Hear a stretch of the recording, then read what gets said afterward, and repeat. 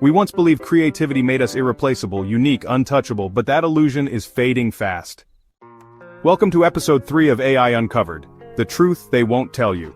Today, we confront the question no one wants to answer. Can AI be more creative than humans?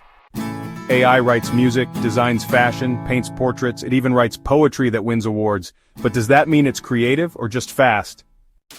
In 2025, tools like Midjourney, DALL-E, ChatGPT, and Sora are blurring the lines. The entertainment industry is already shifting. Musicians, authors, animators, all watching machines enter their sacred space. Emotion, imperfection, struggle, AI mimics these, but can it feel them?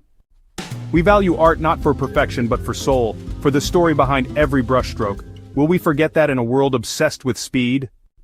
Creative jobs are under threat, but so are values. If machines replace imagination, what makes us human?